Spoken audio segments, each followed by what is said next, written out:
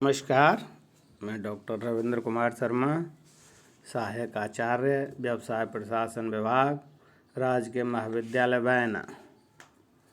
BCom second year के समस्त छात्र एवं छात्राओं, आज मैं बीकॉम सेकेंड का पेपर फर्स्ट कंपनी अधिनियम एवं सचिवीय पद्धति का टॉपिक अंश पूंजी शेयर कैपिटल के बारे में ई कंटेंट के माध्यम से आपको अध्ययन कराएंगे। सर्वप्रथम इसमें अंश पूंजी का अर्थ एवं अवधारणाएं सम्मिलित हैं। अर्थ में पूंजी शब्द का अर्थ विभिन्न परिस्थितियों में भिन्न भिन्न लगाया जाता रहा है, किंतु अंश पूंजी वाली कंपनी के संदर्भ में पूंजी से तात्पर्य अंश पूंजी से ही लगाया जाता है। दूसरे शब्दों में कहें तो पूंजी से तात्पर्य उस अंश पूंजी से है जो किसी कंपनी के विभिन्न प्रकार के अंशों को बेचकर प्राप्त की जाती है। इसलिए अंश पूंजी का प्रमुख जो बात है वो ये है कि अंश पूंजी तभी कहलाएगी जब कि अंशों का विक्रय किया गया हो। यदि कोई धर्मार्थ कंपनी चंदा वसूल करके उसी रसीद किसी अंश प्रमाण पत्र के रूप में दे देती है तो उसे हम अंश पूंजी नहीं कहेंगे। इसलिए अंश पूंजी की पहली शर्त यही है कि अंशों का विक्रय किया जाना चाहिए। अंश पूंजी का अर्थ और इसकी अवधारणाएं विभिन्न प्रकार से हैं। सर्वप्रथम अंश पूंजी में अधिकृत एवं पंजीकृत अथवा अंकित पूंजी भी नाम दिया गया है। इसका आशय अधिकृत या प्राधिकृत पूंजी से तात्पर्य उस पूंजी से जिसे कंपनी के सीमा नियम द्वारा कंपनी के अंश पूंजी की अधिकतम राशि के रूप में अधिकृत किया गया हो, अर्थात अपने ये इस कंपनी इससे अधिक अंश पूंजी के शेयर कंपनी जारी नहीं कर सकती, इसलिए इसको ऑथोराइज्ड कैपिटल कहते हैं।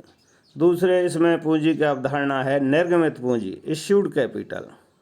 निर्गमित पूंजी से तात्पर्य उस पूंजी से है जिसे कंपनी समय समय पर अवदान हेतु निर्गमित करती है। धारा 250 के अनुसार यह अधिकृत पूंजी का वह भाग हिस्सा है जो समय समय पर अवदान हेतु प्रस्तावित किया जाता है।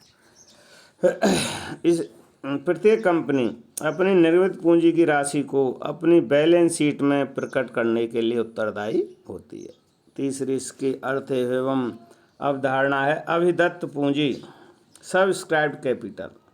अभिदत्त पूंजी कंपनी की वह अधिकृत पूंजी का भाग है जिसके लिए किसी समय विशेष पर कंपनी के सदस्यों द्वारा अवदान कर दिया गया है।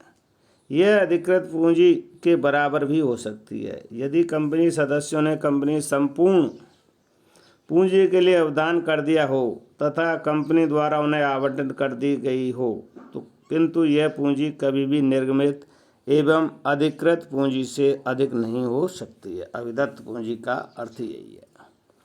इसका अगले पूंजी है इसमें याचित या आहूत पूंजी, कॉल्ड अप कैपिटल। याचित या आहूत पूंजी से तात्पर्य पूंजी के उस भाग से है जिसे चुकाने संदाय करने हेतु मांग लिया गया हो, अर्थात जनता से, अर्थात कंपनी के पूंजी हेतु सामान्य जनता से इस पूंजी की राशि को मांग लिया गया हो। यह अभिदत्त पूंजी का वह भाग है जो आवंटित अंशों पर भुगतान हेतु मांग लिया गया हो। अगली इसमें पूंजी है का अर्थ है प्रदत्त या समादत्त पूंजी, पेड अप कैपिटल। प्रदत्त पूंजी वह पूंजी होती है जो उस कुल धनराशि से है जिसे प्रदत्त राशि के रूप में जमा कर लिया गया हो। यह निर्गमित अंशों के संबंध में प्राप्त की गई राशि के बराबर होती है। इसमें कंपनी के अंशों के संबंध में प्रदत्त राशि के रूप में जमा की गई कोई भी राशि सम्मिलित है। अगले इसमें है अयाचित पूंजी, अनकॉल्ड अप कैपिटल। यह अविदत्त पूंजी का वह भाग है जिसे कंपनी द्वारा आवंटित अंशों पर अभी तक भुगतान हेतु मांगा नहीं गया है। पूंजी के ऐसे भाग को कंपनी द्वारा कभी भी भुगतान हेतु मांगा जा सकता है, यद्यपि ऐसी मांग कंपनी के अंतर नियमों एवं कंपनी अधिनियम के प्रावधानों के अनुरूप ही की जा सकती है। अगले पूंजी का अर्थ एवं अवधारणा है आरक्षित पूंजी। इसको रिजर्व कैपिटल भी कहते हैं। जब कोई कंपनी यह निश्चित कर लेती है कि कंपनी की पूंजी का एक भाग कंपनी के समापन के समय ही मांगा जाएगा, तो पूंजी का वह भाग आरक्षित पूंजी कहलाती है। आरक्षित पूंजी में अयाचित पूंजी का वह भाग है जिसे किसी कंपनी ने केवल समापन के समय तथा समापन के उद्देश्यों के लिए ही मांगने के लिए निर्धारित कर लिया गया है। यहाँ ये ध्यान रखने योग्य बात है, आरक्षित पूंजी को पूंजी संचय नहीं समझ लेना चाहिए।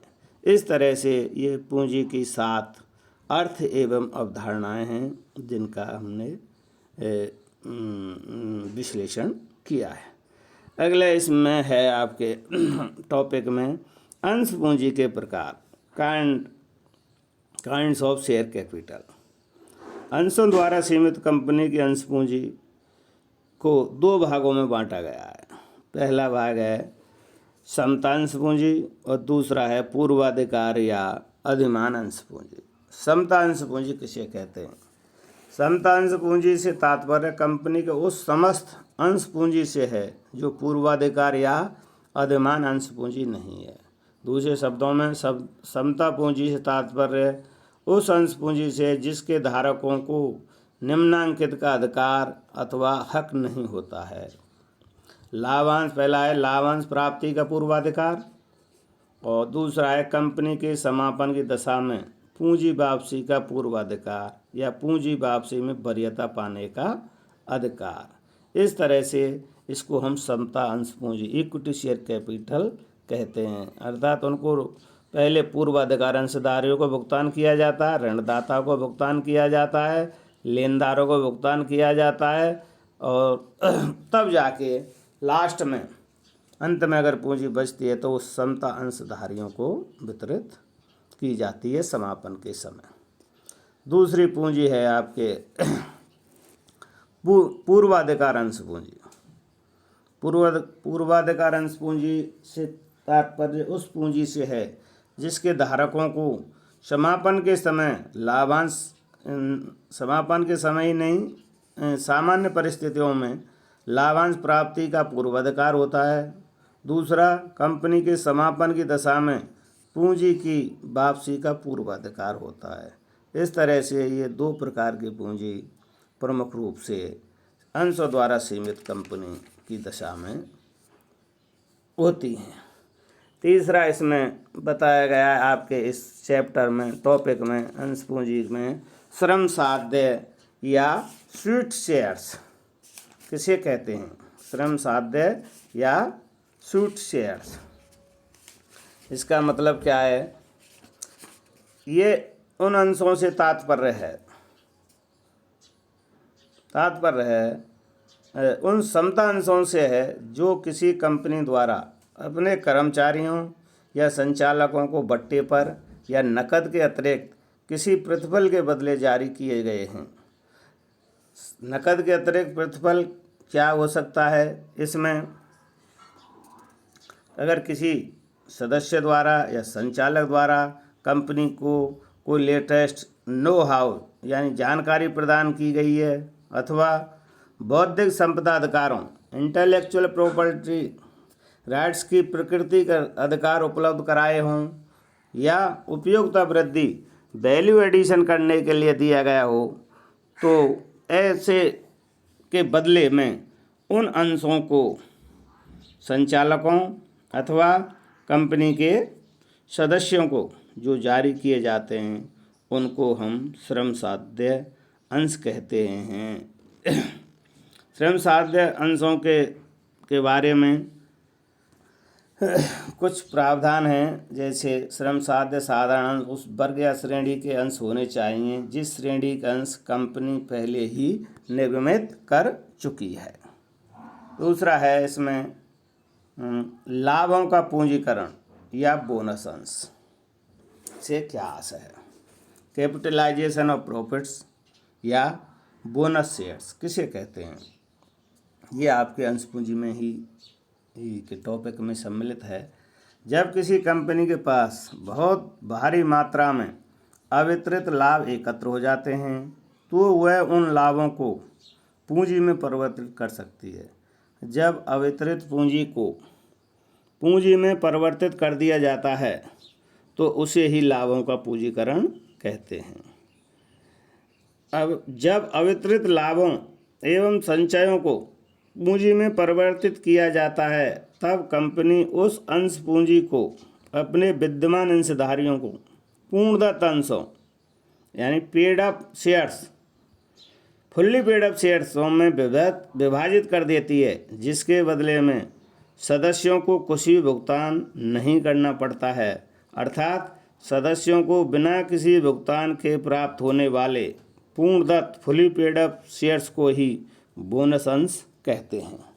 बोनस अंश कंपनी क्या है कि जारी करती है। बोनस अंशों के बारे में कुछ प्रावधान है। प्रत्येक कंपनी को अधिकार। प्रत्येक ऐसी कंपनी जिसके पास पर्याप्त मात्रा में स्वतंत्र संचय एवं अन्य कोष हैं वह अपने सदस्यों को पूर्णतः बोनस अंश जारी कर सकती है।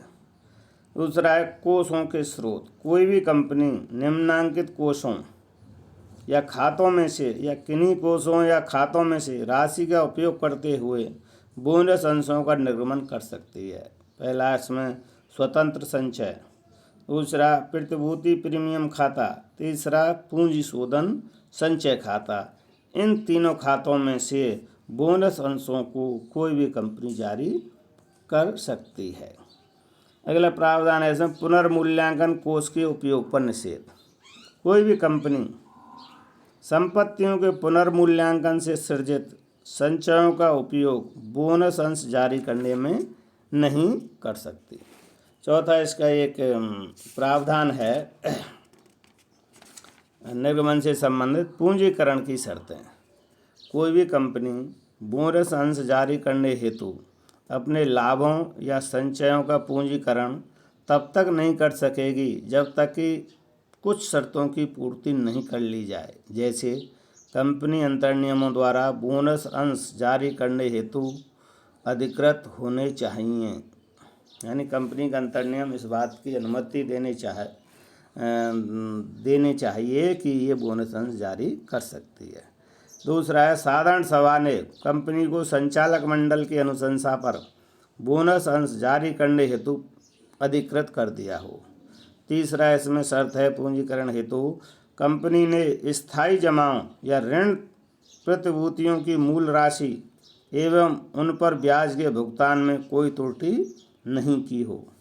चौथा पूंजीकरण की शर्त है कंपनी ने अपने कर्मचारियों के लिए वैधानिक देयताओं यथा भविष्य निधि, ग्रेच्युटी तथा बोनस के भुगतान में कोई त्रुटि नहीं की हो। पांचवी शर्त है इसके अंतर पूंजीकरण की कि कंपनी के अपने अपूर्णदत्त आवंटित अंशों को पूर्णदत्त कर लिया हो। इस तरह से पूंजीकरण करने से पहले ये 4 शर्तों की पूर्ति करना आवश्यक होता है। अगला एक इसमें प्रावधान है वो है लाभांश के स्थान पर बोनस अंश नहीं। कोई भी कंपनी लाभांश के स्थान पर बोनस अंश जारी नहीं कर सकेगी। ये ऐसा धारा 63 की उपधारा 3 में बताया गया है। एमसीए द्वारा अधिसूचित नियमों में यह निर्धारित किया गया है कि कोई भी कंपनी जिसने अपने संचालक मंडल के बोनस अंशों के निर्गमन के निर्णय को घोषित कर दिया है वह उस निर्णय को बाद में वापस नहीं ले सकेगी। इस तरह से लाभों का पूंजीकरण अथवा बोनस अंश जारी किए जा सकते हैं, जिसकी कुछ पूंजीकरण की शर्त हैं, कुछ प्रावधान हैं, उनकी पालना करते हुए कोई भी कंपनी इन बोनस अंशों या लाभों का पूंजीकरण कर सकती है। आज के लिए आपके इस टॉपिक में अंश पूंजी में अर्थ एवं अवधारणाएँ इसके अवधारणा में 7 प्रकार की अवधारणाएँ बताई गई हैं। दूसरे इसमें अंश पूंजी के प्रकार हैं, जिसमें 2 प्रकार की पूंजी हैं, संत अंश पूंजी इक्विटी शेयर कैपिटल, और दूसरी है पूर्वाधिकार या प्रेफरेंस शेयर कैपिटल अंश पूंजी। तीसरा इसमें एक बताया गया है श्रम साध्य साधारण अंश स्वीट इक्विटी शेयर्स, और चौथा इसमें लास्ट में है लाभों का पूंजीकरण अथवा बोनस अंश capitalisation of profit and bonus shares. इसके बारे में आपको आज ही कंटेंट के माध्यम से पढ़ाया गया, समझाया गया है। धन्यवाद।